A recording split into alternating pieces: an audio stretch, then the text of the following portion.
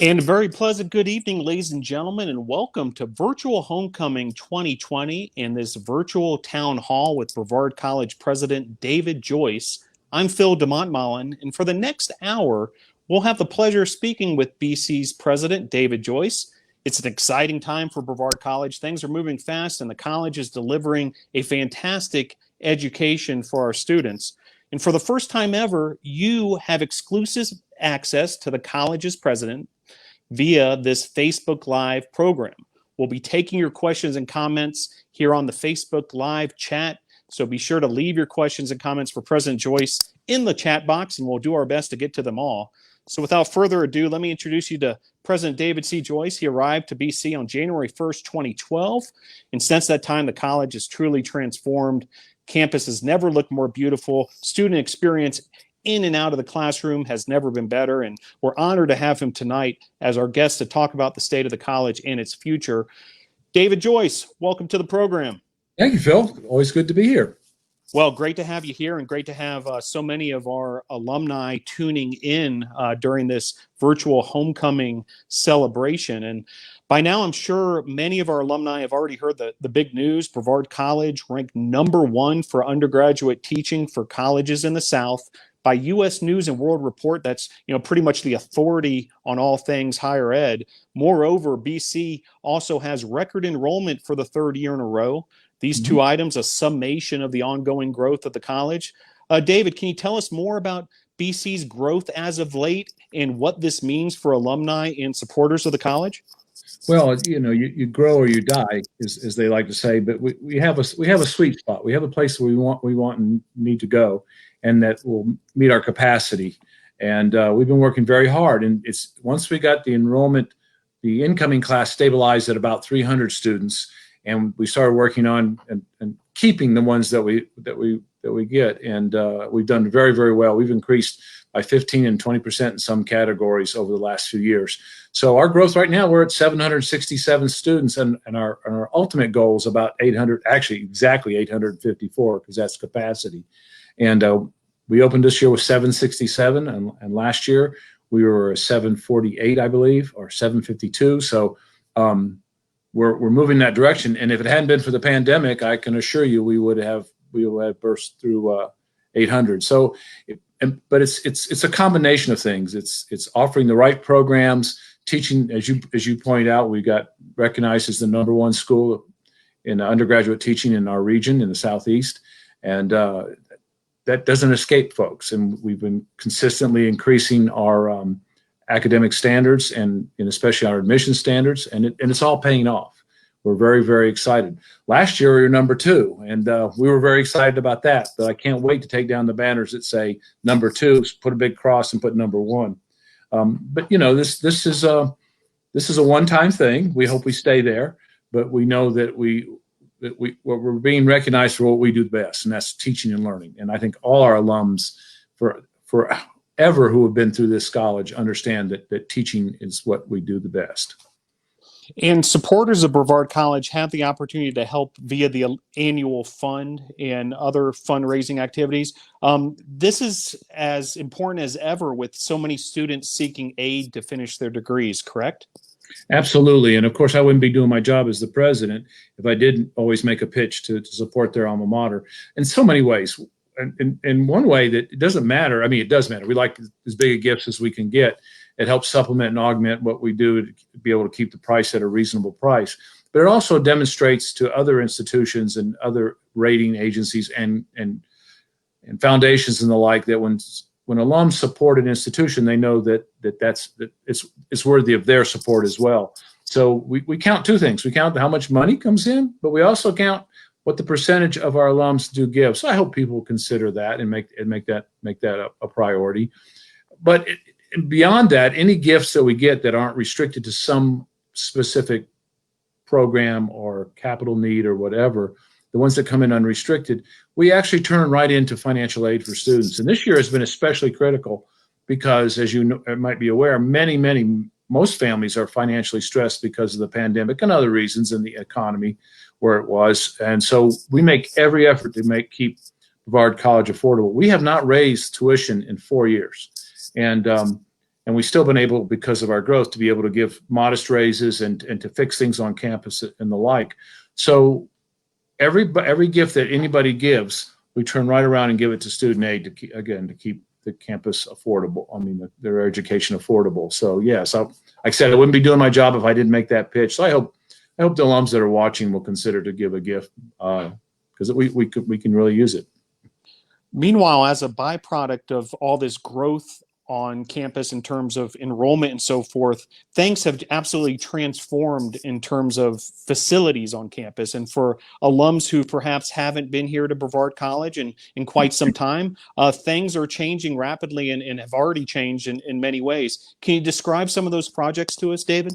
Very excited to do so. A number of years ago, the newest building that we had on this campus is the Porter Center, and it's now 24 years old, 25 years old, and that was the newest facility that we had, and we needed to take care of the facilities we had, that we still had, take care of them better. And so we've invested literally millions of dollars over the last number of years into rehabilitation and then also build some new buildings. As everybody's aware, about 4 years ago, we built Standback Hall. And it was done mostly through financing, but also through fundraising. And it was to accommodate growth. And it was also to continue to have facilities that were more flexible and the like. And our growth continues. So we've been rehabbing. We just recaptured 24 beds for folks that remember Jones, where we had moved the Willie program. And we've recaptured 24 beds and fixed up that area. Last year, we needed the space, so we went back and did a complete rehab in the bottom of Beam, so we could capture, I think it was 18 to 22 beds, somewhere in that range to accommodate growth. And but we're out of room. And so this year, with the board's approval and with some creative financing, we've already broken ground on a new residence hall that goes right in the middle of the Villages, and it will house 52 to 54 students. But it's also designed to interface with the Villages so that it will be part of help really creating a village in the community. And not only that, we're spending another $1 million to refurbish the outside of the Villages so that they all will coordinate and look like it was all done at the same time. So for upperclassmen who live in the Village area, they're really going to be excited. They already are excited about that prospect of that new facility. But all you have to do is go online and look at our drone cover of the campus. So we have lots of projects going on right now, and I'm happy to give you a quickie on it, or we can talk about them, whatever you like, Phil. Yes, please. Let's go into them a little more. Let's start with the lighting project, which was actually completed, last year, and really was a big need for the college, and certainly transformed things. It was amazing what lighting can do to the campus. One of my pet peeves when I first moved here 9 years ago was the campus was very dark at night, and that's a safety and a security issue as well as an aesthetic issue. So we looked at what it would take, and basically we had to start from scratch. And working with Duke Energy, we started a project about $100,000, and overall on an annual basis, because we actually technically lease the lighting but they'll take care of it, and we completely relit the campus so that you can walk anywhere on campus any time of the evening and be safe and feel like it's a really place you can go out and play. I mean, our 18 to 20-year-olds' hours are a little different than mine, and when I walk my dog at night, there's always something going on, no matter what time, and with folks out on the fields and out in the quad and the like. There's the safety and security issue, because at the same time we were adding lights, we subtly started cutting back the hedges and making the campus more open and a place that people could feel safe. And that's paid off too, because we did not anticipate a pandemic. And when everything shut down, we put signs up all over campus, because it's critical to us to have a really good relationship with the community. I think the long-term viability and success of this college is tied to how the community is doing as well. So we put up signs that said, "You're welcome to walk on campus," et cetera, because all the parks got closed. As long as people wore their masks and they walked, and they could, we invited, they weren't allowed in buildings, but we invited them to walk on campus and be by the creek and have a little picnic or whatever. And having that lighting made that also a safer and a better way to go. It was a game changer. But you said other things that people might be interested in. I'll go down the list real quick. We had the lighting. We expanded our turf field. And because, football, which was started in 2006, had been playing at the high school every year up to this year. Right now, they're not playing because of COVID-19, but we're hoping that we will have a spring season for football, depending on how things go and what the NCAA allows us to do. But now we have lacrosse, men and women's, we have men and women's soccer, and we have football, all on the turf field. And it's well lit. We just spent over $250,000. I'm going to spend some more to put up stands. Can't even call them bleachers. I mean, it really is a stadium now. And to help work with that, we're in the last stages of building a field house to put all the outdoor sports pretty much in the field house, where they have brand new locker rooms, places, the training room, and all the other things that need to support outside athletics. And don't tell anybody, but we're getting ready to initiate a graduate program, and in two areas. One will be human performance. And we have a human performance lab in that field house as well. And we're getting ready to outfit it, and so that we can move forward on that graduate program. So, and everybody's excited about that. We had the football team in the barn. We had soccer teams and baseball teams, different places. Now they're all together in one spot. All the coaches are out of the apartments. They'll all be right in that spot. And that's helped, almost half our students are athletes. So they have really great places to work out, to work their locker rooms, and to have meetings, et cetera, is really, I think, really critically important. So we move football out of the barn. What do we do with the barn? Well, our Willie program used to be in Ross Hall, which was a cool place for them to be. They were kind of isolated up on top of the hill. But that building had fallen into disrepair and really got to the point that it was dangerous, and we hope to tear it down in the next coming weeks. So we had moved them to Jones as a temporary spot for the last couple of years, but through some grants and some fundraising and a little bit of financing, we completely rehabilitated the barn, and it's now where the permanent headquarters of the Wilderness Leadership Experiential Education Program, which is one of our signature programs. I mean, it's in what we do. And to have that front center on campus, and we're getting ready to move and build a facilities building so we can give the Willie program all that area to store their equipment and to have access to the creek. And it's really turning into a beautiful spot. When I walk my puppy in the morning and watch the sun come up over the barn, it really does in the quad.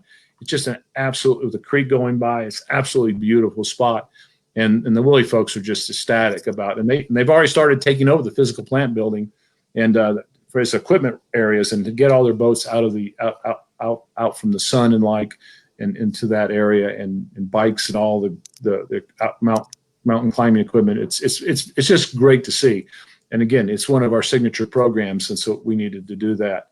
So those are some of the things. We've got a lot of other things going on too, and I encourage folks to come visit and see firsthand. I'll give you another example, especially with the corona. We've been over the last couple of years rehabilitating all our classrooms and climate controlling. A lot of alums will remember having to live with the windows open and the bugs coming in and out of MG or MS. All those buildings are now been climate controlled. They've been rehabilitated, new windows. I'm still using a window air conditioner, but at least our classrooms and our faculty don't have to. And that has made a big change too. And it shows that our focus will always be on academics. And we're doing a lot, and I could go on for a long time what we have done and what we're planning to do, but maybe folks will ask about that later.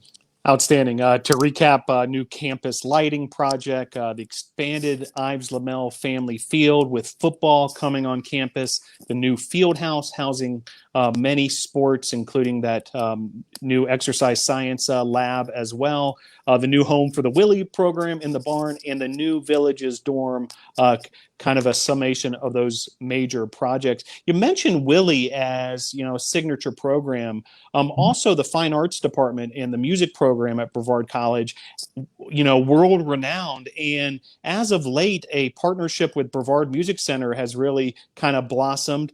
A theatrical production of Little Shop of Horrors at Brevard Music Center in this COVID environment, a drive-in, atmosphere for that. So a great opportunity for the students to be able to, show off their talents. Can you tell us a little more about, fine arts and that side of things? Well, I grew up in North Carolina mostly, and I always knew about Brevard College. It was known for the arts, and to come here and come as president, it really was. And it's one of the things that really excites my wife and myself are the arts.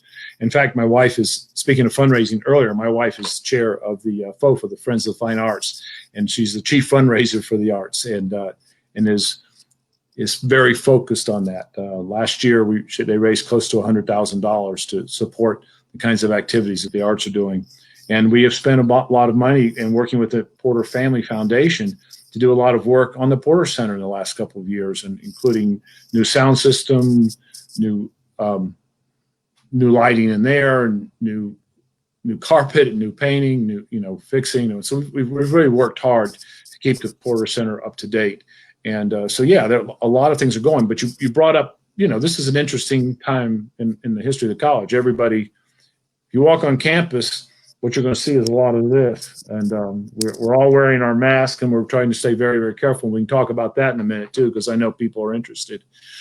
But the theater here is phenomenal, and yes, we started a partnership with the Music Center when the Music Center and the college had changed CEOs, and Mark Weinstein and I both came about the same time, and we reached out to each other and said, we ought to partner because there's a lot we can do to help make this community a better place.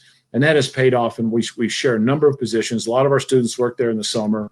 One of our theater professors who we hired was the set director for the Music Center, so she works there in the summer, and us and the rest of the time, and they've built a big, unbelievable program. I could go on and on, but what I will tell you is that partnership in so many ways has had spin-off things. And one of the spin-offs that was much unanticipated was, of course, the Music Center shut down this summer because of the pandemic, and we didn't have any more summer programs. And plus, we relied on the revenue that they gave us to rent the Porter Center, and that all went away. So we had to figure out how to be creative and with them and also with us. And we knew, and we did. We ran out of bed space because we need to hold some spaces. We have about 30 beds that we're holding for spaces on campus for potential when we have to quarantine or isolate somebody who catches the virus. And so they have provided us at no charge, only whatever it costs to run the buildings, space in case we had to do overflow over there, which we haven't had to. But we also have students that are living over there, and some of their climate controlled, mostly the mountain bike team, and they're loving it because it's right at the base of Bracken Mountain. And but again, at no charge to us other than utilities, and that has worked out very well. Now let's move to the play. Our students like to act, and it's another one of our signature programs. But we can't do it in the theaters because of social distancing and the like. So it was very creative. It literally was a drive-in play. You turned on your radio, you pulled in, and instead of clapping it after they sang, it was a musical. It's a Little Shop of Horrors. You flashed your lights and beat your horn. In my case, we have an older convertible, and my wife was out of town, so I took another date. I took my puppy, I took our dog, and we dropped the top. And she was as interested in it as I was. We had a good seats right up front, and it was very exciting. Let me tell you something else about the play, Phil, because I know you're going to get into that. Since we've moved to Division III and with non-scholarship athletes, which really is a unique, it's the largest division in NCAA, but it's a unique way to look at athletics, because we really treat it as student athletes, not athletic students. And this year, the lead for Little Shop of Horrors, and because you got it on TV here in WLOS, and thank you very much. They did a 4-minute feature on the two leads. One, Scott, is a soccer player. That's right, Scott Douglas. Yep. Yeah, and the other young lady is a tennis player, Sarah Akabochi. Yep. That was exciting, and for me as the president, to be able to watch this. I didn't even know it was going to be on. I turned on the late night news, and there they were. And I didn't realize they both were athletes as well. I said, it finally's happened. That we don't have different classes of students. Some are athletes, some are academics, some are this, some are that, some are artists. They can be a little bit of everything. And that's what Brevard has always been known for. And I talk to alums, it's one of the things I can do this and that over there. And that was a great example. And of course, it went viral once it hit the news of what it means to be both an athlete, a scholar, and an artist. You can do it all right here at Brevard College. Yeah, no doubt. And I'll come back and go to school here. And like you said, David, that Division III model really helps facilitate a lot of that with these athletes. Last question before we get into some questions submitted from our audience. We've talked a lot about the present, all the success that's currently happening here at Brevard College. But looking forward, what excites you most, President Joyce, about Brevard College's future? Well, we are growing, and we are adapting to a new environment, and we're doing that by sticking to what our mission is, which focuses on experiential education. You began the program this evening by talking about getting recognized for the #1 undergraduate teaching in the Southeast, and that I believe is really because of the model that we everything we do is about hands-on, face-to-face, learning by doing kind of education and reflecting on that. So what that means. And we're going to take that to the next level. And I said, don't tell anybody, but we're going to get ready to start a couple graduate programs. And that's exciting to see where that takes the college. And there'll be a hybrid there'll be a number of programs. We'll start off with 1 or 2 and get those accredited. And then we'll see how that grows. And it'll be a hybrid. One thing we've learned in the environment of the pandemic is that we can do online learning and mix it in with face-to-face. And so I'm excited about that. To be honest, I'm more excited about the immediate future in some ways when we can have events again. My wife and I live on campus, and we're used to having students and other events at our house, and we've had exactly 0 this year, and it's driving us crazy. So I'm looking for the immediate future when we can get beyond the pandemic and open up the home and have more events on campus. We've had no athletics basically since March. We do a lot of scrimmaging, and I've learned to become a good fan of the scrimmages, but to be able to do what we do well. And so I keep coming back to this, we're being vigilant about making sure that our students, faculty, staff, and our visitors follow the protocols to keep this campus safe. And that's been working so far, because we really want to get to the point that we can start doing what we do really well. And that's one of the reason the community is so active, so they can go to our events, et cetera. And then the other side of it is I really want to see us grow to our capacity, 852. And with 852, we can do what we do well and keep the intimacy that we have, and still in the close relationships. And our facilities can manage that. Now we're going to have to update, upgrade, and do some other things with our facilities, and we're working on that. But we don't have to take a big leap and try to be something we're not good at, which is being real big. So I'm looking forward to hitting that number and sort of saying, okay, this is good. This is good. Well, in the weeks leading up to homecoming, we had alumni and community members submit questions for President Joyce. We'll get to some of those at this time. And if you do have a question or comment live here on Facebook Live, be sure to leave that in the chat box, and we'll be sure to get to it before the night's done. So go ahead, use that Facebook Live chat box, and we'll get to your questions throughout the evening. But as far as some of these pre-submitted questions, our first one, David, why do you think we're seeing record enrollments when so many other schools are seeing a drop-off at this time? That's a good question, and I don't know why others are having. It's a good question. It's a difficult one to answer. We're seeing record enrollments because I think, one, the word is out that Brevard is doing something special in experiential learning. I mean, obviously, when the whole thing with U.S. News went out was before the pandemic, then when they start polling schools and asking those questions. So we do what we say we do. We're living, walking, talking, experiential education, and that's resonating. We're in a beautiful area. That resonates. We have a faculty, and I've said this, and I mean it with all sincerity, we have a faculty better than we deserve. We're so totally committed to that form of education and to the interaction with students. So we promise and we deliver on that brand promise. And I think that's one of the reasons. And we already started the growth. And people, Brevard College was a 2-year school until 1998. That doesn't sounds like a long time to some, but it really, in the life of a college, we're 167 years old. We've only been a 4-year school for about 25 years, and 22 years to be exact, I guess, or 24 years. So that's really a short period of time, and we had to get beyond what people thought we were to who we are and how that relates to who we were. And I think that has helped. And I don't hear any more of a kind of a bifurcation between the 2-year graduates, the 4-year graduates. They're all graduates of Brevard College, and that has helped. And at the end of the day, it's teaching, delivering on your brand promise, and having students come here to graduate from here. I always do this when I open up a class and we have all the first-year students sitting out there, and they're getting the pep talk from everybody, and they ask me to come up and give a little speech. They don't want to hear from the president. They're ready to get out and do stuff. So I really have only one thing. I said, okay, why are you here? Somebody tell me why you are here. And certainly somebody will stand up, and now they're doing it pretty quickly, and say, I want my degree. I want my diploma. I said, right answer. That's our job, to make sure that you get your diploma. And we build everything around that. We've instituted a number of programs, and if somebody wants to hear, I'd be glad to talk about them, to help students be successful. When I went to college, I remember the dean. I went to a school like Brevard. I went to Pfeiffer. The dean said, when we had all the freshmen, he said, look to the left, look to the right. He said, only one of the 3 of you is going to graduate. Who's it going to be?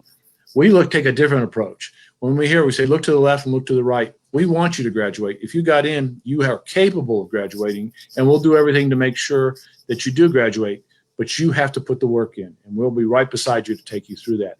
And people are doing that. So we're growing because people are staying and finishing their degrees, and I think that's critically important.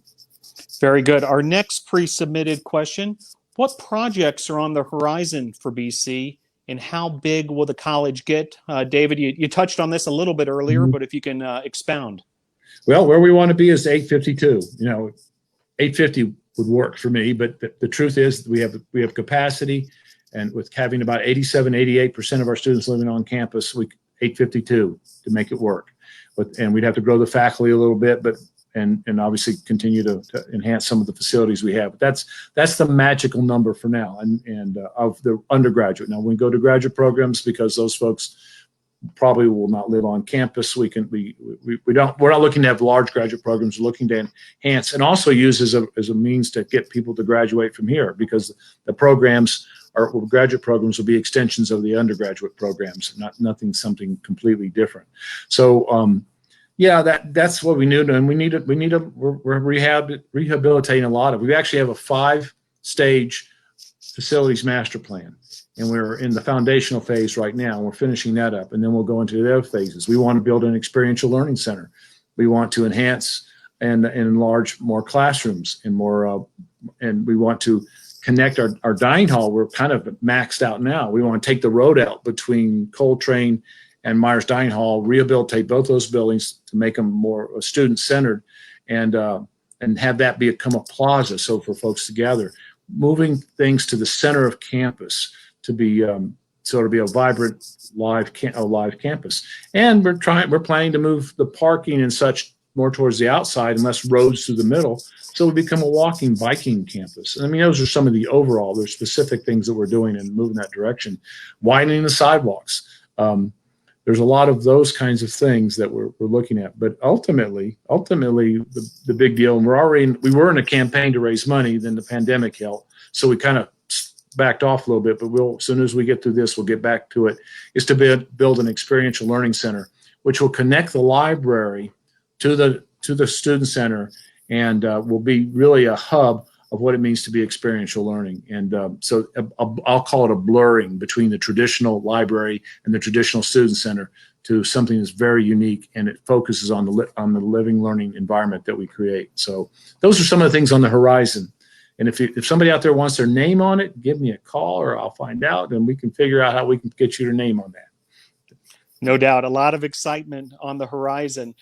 This next question pre-submitted, we've touched on this a little, but if we can perhaps go into more detail, David, how has the campus responded to the COVID-19 pandemic, and how have the students handled things?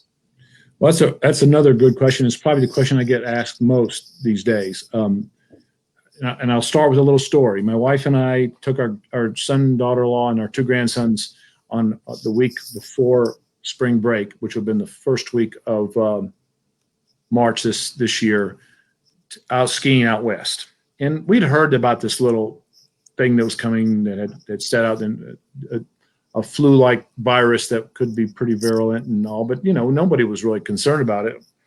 And but when we got ready to go on the airplane to come back on March 6th, we saw the news, and then we said, well, maybe we should get some hand wipes, just to wipe down the plane where we're getting on, just in case, whatever. And then we went to the little grocery store in Lake Tahoe and couldn't find any. I mean, we said, couldn't find any hand sanitizer. We said, this is serious. So we got on the plane, we came back. That would have been on March 6th or 7th. On that Monday, met with the senior team, and now everybody's on spring break. I met with the senior team, and we talked about this thing is obviously, and one of our board members who was the COO of Delta, he had called me and said, David, this pandemic thing is a lot rougher than what people think it's going to be, because already it was impacting the airlines. And so I got the senior team together and said, remember, everybody's gone on break. And I said, let's talk about what we're going to do. We literally put out the playbook for pandemics. And my previous school, we had worked on one, and we made all these decisions on that Monday. On Tuesday, we rescinded all those decisions and said, everybody stay home, faculty come back, get ready, we're going online. That's how much things changed in 24 hours. And we were meeting with the senior team on a daily basis. Now, as time has gone on and things have continued not necessarily to get better in the pandemic, we have a better understanding of it. So that it was a crazy period. It still is a crazy period.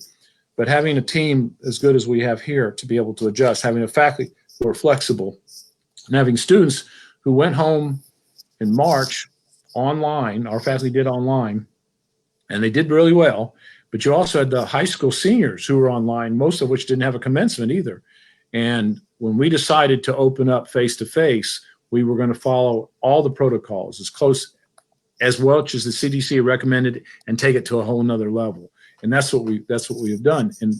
And when we informal surveys, when we talk to faculty and students, how did it go when we pivoted, they call it. Everybody said, well, we did pretty good. I said, how'd you like it? We hated it. Nobody wanted to do that again. They really, really wanted to have face-to-face in whatever way that we could deliver it. So we started working on that. And then here's the other piece that has helped us a lot, and I'll just throw that out there and be done, is there are 6 residential schools of higher education in our region. 2 are public, Western Carolina, UNC Asheville. You got Mars Hill, Warren Wilson, Montreat, and Brevard College. We had been meeting informally about every quarter just to get to know each other, because most of the presidents of those schools were either brand new or pretty new. And I woke up one morning and realized I'm the longest serving president of those schools by a long shot. But anyway, so we were doing it mostly socially. And in fact, we had dinner at my house on January of this year. And we said, we could get a kind of a consortium here. We could work together, not compete against each other, to be able to really make a difference in this region. And we said, yeah, that's a good idea. And then when March hit, we haven't done anything in face-to-face anymore, but we meet every Wednesday and we coordinate with all those schools, and we've gone after grants. We share best practices. We even have a thing called the Student Health Ambassadors. We got a grant for it, working with the MAHEC, which is called the Mountain Area Health Center. They've been working with us to help us figure out things. And we have student health ambassadors on each of the campuses to help students understand what they need to do, why they do it, et cetera. And all of us have had better results in managing the pandemic than other schools in the area. So I think we've developed a model. And so that's what we're doing. And I could get into specifics of what those things were and done. But at Brevard College, we've only had three individuals that were tested positive. One, when they first came, and of course, we tested, and the person had symptoms, mildly symptomatic. They were isolated, and they went through the process. We had a commuter student who was just taking classes, who isolated at home, and we had a recent one was an athlete, isolated, and his cohort team members that lived near him were in quarantine. So that's all we've had. And when I tell my colleagues that in the world, they think I'm not telling the truth, but we are. And that's and the results of that the other schools, including the two large publics, they've had very little of. They've managed it very, very well. And I think it's because we talk together and we share. So I hold my breath every day. We're halfway through. I can let out a little bit of air, but we hold our breath every day because it could change tomorrow, and I don't want to jinx it. But we're staying on it. We also got a nice grant, for example, to put thermal scanners. So everybody has an app on their phone. They have to take their own temperature. We give everybody thermometers, but it's a self-report. And then they go into one of 5 stations, look at the thermal scanner. It takes your temperature, then it spits out a pass, and then we let you in our buildings and go to class. And that's for faculty, staff, and students. And that's one example of what we're doing to make that happen. And we're insistent on masks. We're insistent on, and have been from day one, on social distancing. And we've been insistent on washing your hands. You can't go anywhere without tripping over a sanitation station. And that's been working. And our students know that they don't want to go back to online. And they know if we have a breakout, we'll have to do that. And our athletes know if there's a breakout, the NCAA won't let us play in the spring. So people understand the ramifications. And so far, it's been working very well. Yeah, David, that's what I've been most impressed with is the student body jumping on board and being compliant and getting behind this, collective cause of following the 3 W's so we can keep the college going with in-person learning. And so, like you said, those athletes will, hopefully get to play, intercollegiate competition shortly and so forth. Can you just tell us how, pleased you are with the student body, responding this way? And, I would expect no less out of these students. The nice thing about being on a small college campus and living on the campus is that you do get to know students, if not all by name, but certainly used to be by face. Now it's by eyes. But you do get to know them, and it's amazing how, I would say almost all of them are trying to do everything they can to keep it going. My wife and I were sitting out on the front porch and just watching one night late at 10 o'clock at night. We didn't have the lights on. We were just sitting out on the porch, relaxing. It was fascinating. Of course, students at 10, 11 at night are still active. We were getting ready to go to bed, actually. But we were sitting out on the porch, and now that the campus is real well lit up, you can see very well. And I was just chuckling because when the kids were driving in, parking, they're getting out of the cars, they had their masks on. They were walking around on campus, they had their masks on. And I saw 2 students coming by on their skateboards. Guess what? They had their masks on. I said, if I could, we're not allowed to now, obviously, I'd go out and hug every one of them because they are taking it seriously and they know the ramifications. And it appears they're self-regulating. They technically can only have one visitor in their room at a time, so they can socially distance. And I don't wander through inside the residence halls, but the feedback I get that most students are managing that, and therefore we haven't had the breakouts. We're also doing testing. It's not required, but it's certainly available to them. And we've had about 2/3 of our campus choose to get tested. I got tested yesterday again just because I thought I should. And so it is available. And we're also providing flu shots because we're encouraging them. Lately, a couple people who had temperatures, and we had to kind of pull them aside and get them. It turns out they had a little bit of the flu or strep throat. It wasn't COVID-19. So we just continue to educate, continue to work with them, and it's working. And but it is something that everybody in our faculty are unbelievably focused on that. And if you go in our dining hall, if you're a student or a faculty member, it's not open to the public right now. You go in, Francis will stop you if you don't have your pass and take your temperature. And if you don't stay 6 feet apart, she'll come back and say, you need to back off, or if somebody is scooting away from the tables with the plexiglass, she'll say, no, you need to sit there. So, not being mean or anything, we're just being consistent and sending a consistent message. And like I said, we're all getting tired of it, believe it or not. And we're not having any fall breaks so that they can't, we don't want them to travel, and we're going to be finished at Thanksgiving. But, I'll be honest, we're all getting a little tired of it, and we're all missing the social interaction. That's why I'll go back to what you said earlier. That play for me was therapeutic. just to see and watch and feel like there is some normality out there. So we're doing the best we can, and our students are too. And David, you mentioned the Myers Dining Hall. Also, Bill's Boilers House is open for business, but doing things in this, COVID-19 safety first mentality. Yeah, the Bill's Boiler House, which was something we did a number of years ago because we felt like we needed a coffee shop and to help offset and to help take some of the pressure off Coltrane, which is a snack bar. By the way, Coltrane is closed because there's not enough room in there to do it. So Bill's Boiler House is really taken. There's always, and we got it on app. You order your thing. It's like Starbucks. You order it on your app. It's ready when you get there generally or shortly after you get there.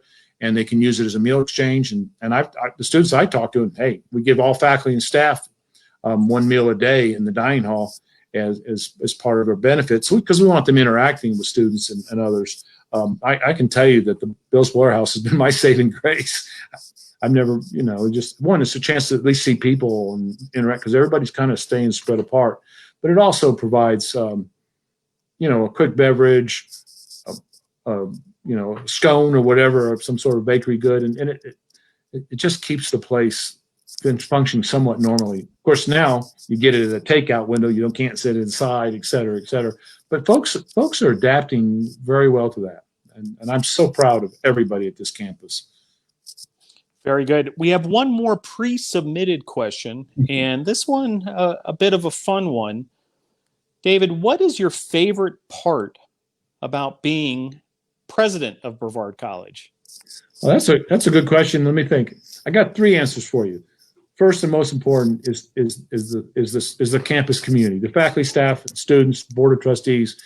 Every small college says they're a family. We really are a family, and we can fuss and fight and spat with each other, but somebody come outside and challenge us, we're all together.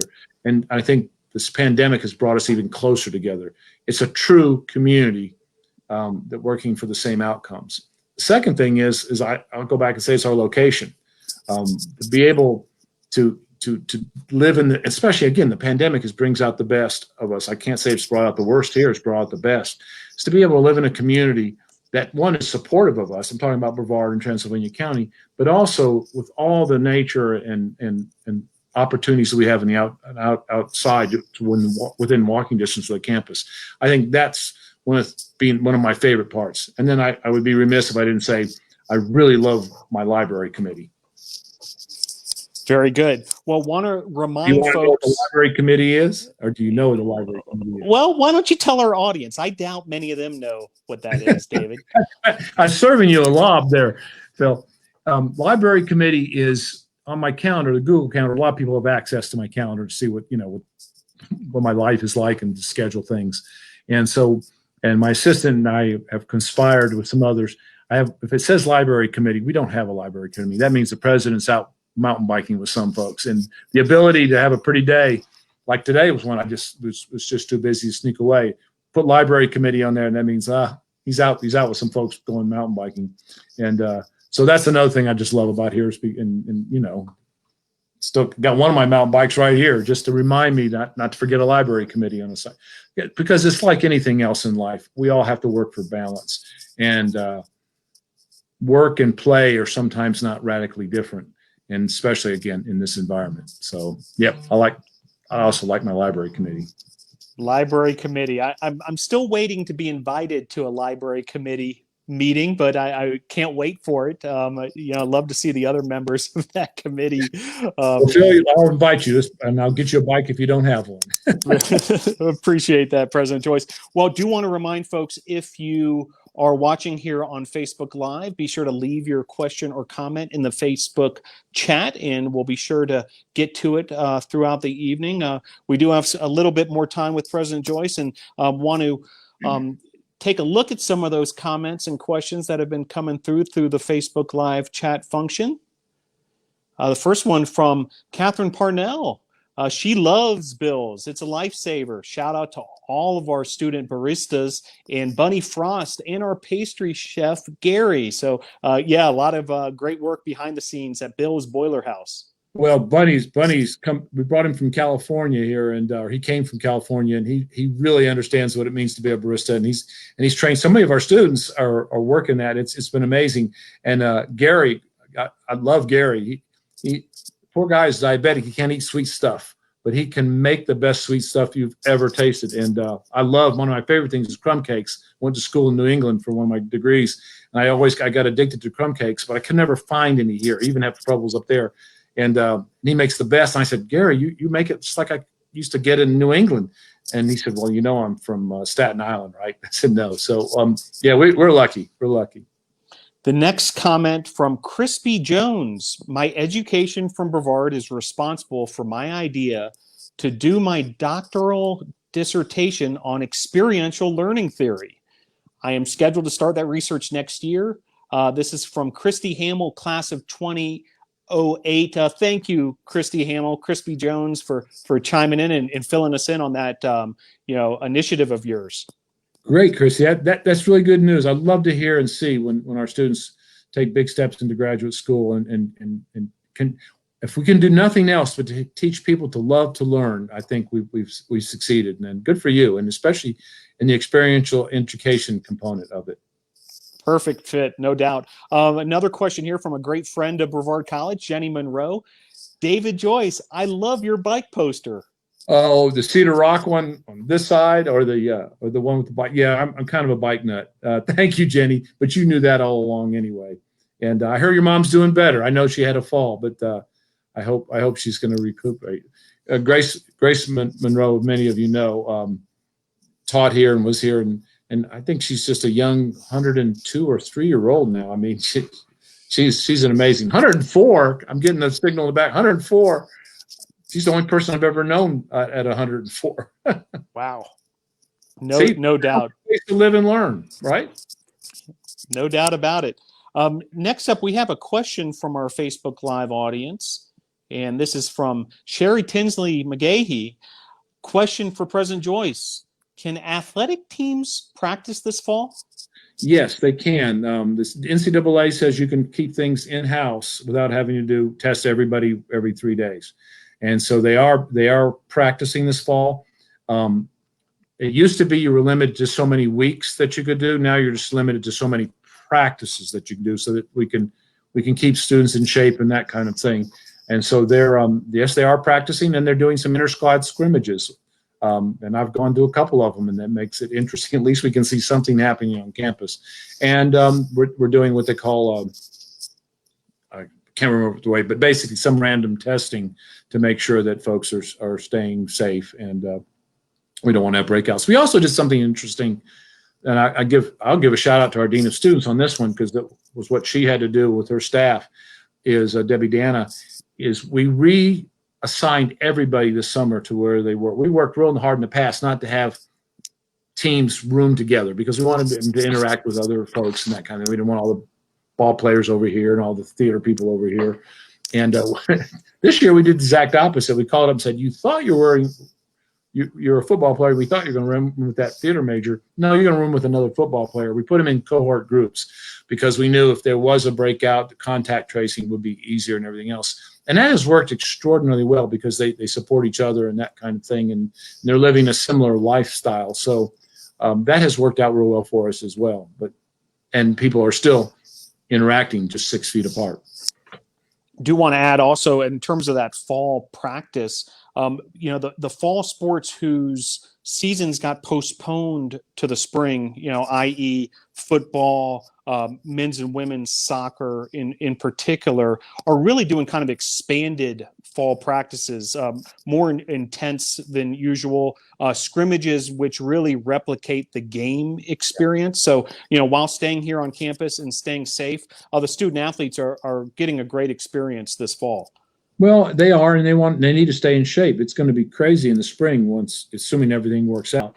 And again, unintended consequences. We built the turf field so that we could bring sports on campus and do it on campus. We put lights so that they wouldn't interfere with classes.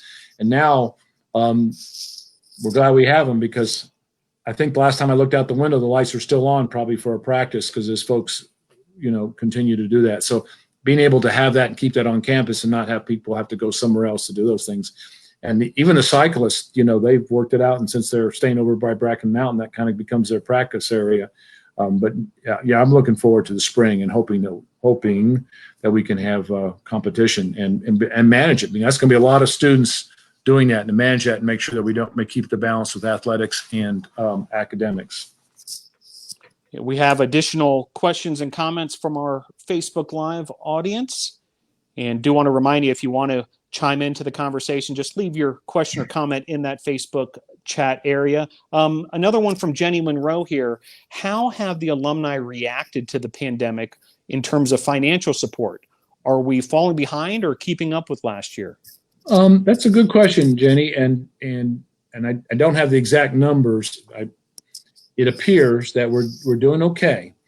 We know that gifts have tailed off a little bit, and we know that large gifts, which usually come because people see something and we work with them to do that, and we're having to do that by phone and mask and Zoom and that kind of thing. It's just not the same. So I think it's falling off some, but the folks on campus are working in the advancement office under Catherine Holton's leadership have been working very hard to keep up and to keep people informed and the like. And I think we're doing okay. It's still early, and the critical time is people tend to give towards the end of the year, which, by the way, is coming up. And we'll see how that goes. That's when we really do take a bellwether. It is important. Again, I wouldn't be doing my job if I didn't say it. And in that, we're a tuition-driven school. About 85-90% of the funds that we have to pay the bills and to pay everybody and to do the things we do come from what students actually write checks for tuition.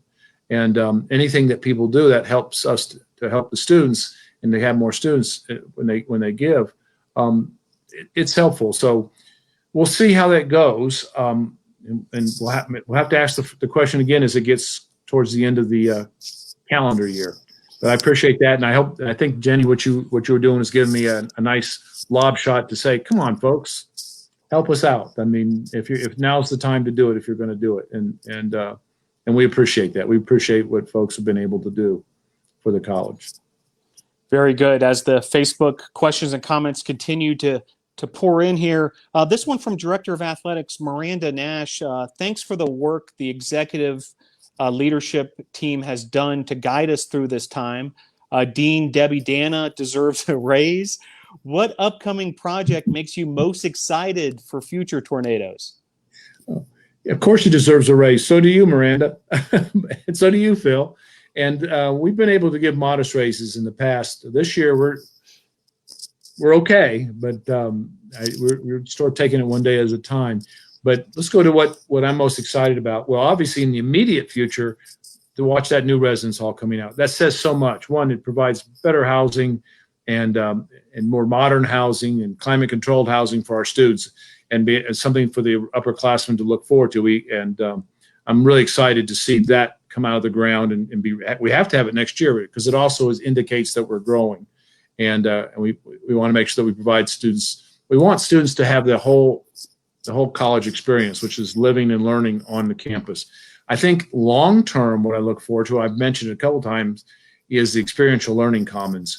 A really unique, and it's already under design. We have a really great group out of Wisconsin, frankly, some folks I knew from previous jobs that are working to develop that to really create a unique, like I said, a blend of what the traditional library and what our library is no longer traditional, believe me, and the student center and how that can be part of the living learning process and connect those two, both figuratively and literally, and so that we have a vibrant center of campus where folks are continually, whether they're practicing internships or the intensive learning opportunities, which an internship would be counted on, that we have a hub for all that. I'm really excited to where that can take us as well. So those, and then if you're going to laugh, one of the things that's on our plans is two things. I mentioned moving parking to the outside of campus. I'd love to see cars get out of the middle of campus. I really would. And the other one that we're working on is widening our sidewalks and putting new sidewalks, again, to make it a much better and walking and biking and even skateboarding campus. I think those are some of the projects I think will be in the very near future. And I would be remiss we're trying to air condition everything. Maybe it's global warming, maybe it's just other things, but we're all used to. And we still have about half of our students live in places that aren't air conditioned, and have climate control. We have taken care of the classrooms. We've taken care of most of the faculty, staff offices, but we still have to retrofit a lot of our buildings. Any new building obviously is climate controlled, but we still have to work on some of the classrooms. Some of the residence halls, and we're working on those as hard as we can as well. A few minutes left with President David Joyce. If you want to get your Facebook Live questions or comments in. This one, again, from Crispy Jones, a.k.a. Christy Hamill. What are your hopes for the Experiential Learning Center you mentioned earlier? What would be the purpose of the center? You've touched on this quite a bit tonight, David, but if you can tell us even more. Well, and that's a good question, and I don't have a good answer because it's still under the process of being not only designed but being envisioned. And we've included students, we've included faculty, we've included staff, we've included alumni, we've included obviously our board of trustees to come up and say, what does it look like? It has to be something that's flexible. It has to be something that's technologically up to date. It has to be something that blurs the lines of playing and learning and experiencing, and it has to bring the learning. It'll be everything from offering tutoring to offering opportunities to envision internships and your career planning. So it's going to be a mishmash of everything, but it's not going to be the same as anything. I know that sounds weird, but that's really where we're going. That's why I get excited about it, because it's still in the envision. We want it to be sustainable. We want it to be an example of the best practices and being green. We want it to be an example to other schools. We also are talking about ways that the outside community can have some input and some involvement in that center, so that we can get folks that are employed and folks that have businesses to come and this can be kind of a place that we can interact and get creative. So it sounds nebulous. It really isn't. And I think the design will create that. And again, it has to be flexible because the world will continue to change. And I want to send a message to say what we're doing here is very, very special. So I get excited about the concept. I'm looking forward to seeing the actual implementation and what that actually will look like. We got some pretty pictures of the outside. We're still working on what the inside is going to be. Very good. Yeah, certainly a project that a lot of folks around Brevard College are excited about. This one from Megan Shina, who's an alum and also a staff member these days at Brevard College. Will the villages still look the same even with the new residence hall? It's her favorite place on the Brevard College campus. No, it will not look the same. It will look better, and it'll take all the things that are good about the current. The new residence hall will be right in the middle of the villages. It will tie in North and South Village, and the exterior, we're going to replace the roofs of the villages. They're 20-some years old as well. We've already replaced the HVAC, and we've done some work inside. We'll still need to do more work inside, and we're going to replace the roofs, the windows, and create an outside that's more congruent with the architecture on campus that we have now. And a good kind of preview of that is see how the field house, the outside of the field house, look at the colors and the board and batten style, which will go into the new residence hall and the external part of the villages. So it'll look like when it's done, it was all done at the same time, which it kind of is if you think about it. And then the building in the middle will have a lot more places and recreation spots and other things, the laundry, to service the rest of the villages as well. Exciting project, no doubt about it. Well, do want to thank our audience for the great questions and comments, both pre-submitted and also tonight live on the Facebook live chat function. And do want to tell folks about what's going on during the rest of Homecoming Virtual Edition 2020. And David, maybe you and I can kind of talk through these events for the rest of the weekend. I know you and I are excited about it, and as are so many of our alumni. First, tomorrow, the Brevard College Athletics Hall of Fame inductions, and it's a tremendous class. Bob Gray, class of 1969. He was a record-breaking cross-country and track and field athlete. Andy Latimer from the class of '83 from track and field. He broke all sorts of records in events such as the triple jump and the high jump. And Thad Walker on the coaching side of things, he's who got the 10-time national champion Brevard College cycling program up and running, was the first ever coach of the Brevard College cycling team. Those three will be inducted virtually tomorrow at noon tomorrow. Tune into the Brevard College Tornado Athletics Facebook page. We will unveil the Hall of Fame plaques in the lobby of the Boshemer Gymnasium. And then at 6 o'clock, 7 o'clock, and 8 p.m. Eastern Time tomorrow evening, 6 p.m. for Bob Gray, 7 o'clock for Andy Latimer, and 8 o'clock for Thad Walker. 1 hour long talk shows similar to this program tonight, where you'll have the chance to, congratulate these Hall of Famers for their amazing careers. Great event happening tomorrow, David. A very worthy class. Absolutely. I'm excited to kind of sneak in on all those and offer congratulations to those folks. It's the most unique homecoming I've ever participated in my entire career. But we're like typical Brevard. We adapt and adopt, and it's turned out to be. We've learned a lot in the process. I look forward to when we're back in person, but we've learned a lot of ways to make that even better. So, yes, please participate. Please tune in. Look forward to seeing many of y'all on those broadcasts tomorrow night. Now, Saturday, the Alumni Jazz Band is having a Zoom party. That's right, a Zoom party, not just a Zoom meeting, a Zoom party. And in fact, alumni are encouraged to bring along their instruments. So there might even be some, musical production happening via Zoom, and just an exciting way to have some fun, in this virtual environment. Sign up by going to brevard.edu/homecoming. David, great to see the Alumni Jazz Band getting together. No, I think so. That'll be fun. It's always a highlight of homecoming weekend. I'll be curious to see how they can do it on Zoom. I'm so tired of Zoom, but thank goodness we have it.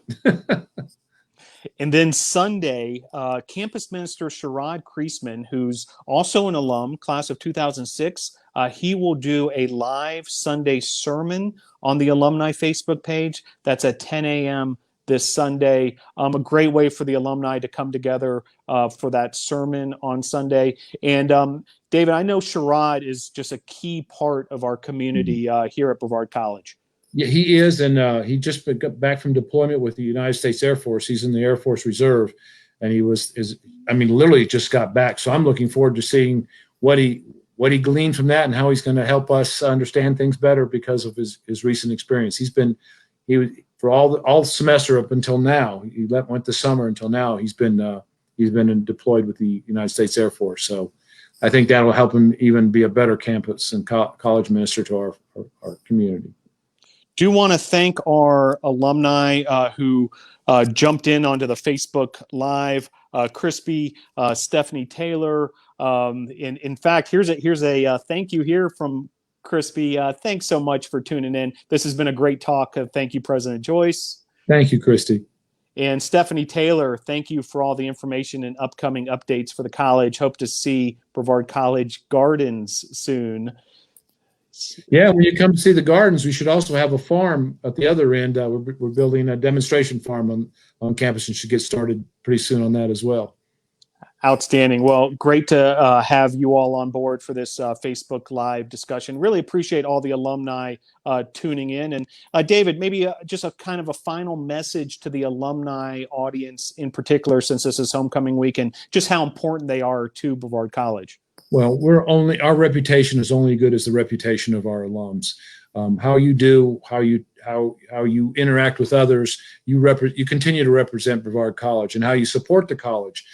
So we appreciate you. We understand that it's just not the same. I always tell the graduating class, that alma mater means foster mother, and we were your foster mother for some period of time in your life, and just don't forget us. Write us a note. Tell us what you're doing. Write us a check, of course. But more importantly, just stay engaged, stay in touch. As the college gets better, so does the value of your diploma and we get better because you're there thinking of us, supporting us, praying for us. So thank you so much, and thank you for tuning in, because Brevard's a special place, and it always has been and it always will be, thanks to you and your energy around it. Well, be sure to go to brevard.edu/homecoming if you want to participate further throughout this homecoming week. And really appreciate everyone tuning in. And be sure to follow the Brevard College Alumni Association on social media, whether it be here on Facebook, on Instagram, or on LinkedIn. That's a great spot, to really network with fellow Brevard College alums, who are in the, professional world as well. And thanks again for all of you for tuning in. And thank you, President Joyce, for, your time tonight and giving us sort of a State of the Union of Brevard College. Thank you, Phil. It was important to me, and thank you for helping me be a part of this. I thoroughly enjoyed it. Thank you so much. Very good. Well, great job, Phil. Appreciate that, and we'll see you. That's right. We'll see you throughout the weekend. Hope to see you tomorrow night for the Athletics Hall of Fame inductions, for the Jazz Zoom party on Saturday, and then for that Sunday sermon. Thanks again for tuning in for this edition of a virtual town hall. Go Tornadoes. Go Tornadoes.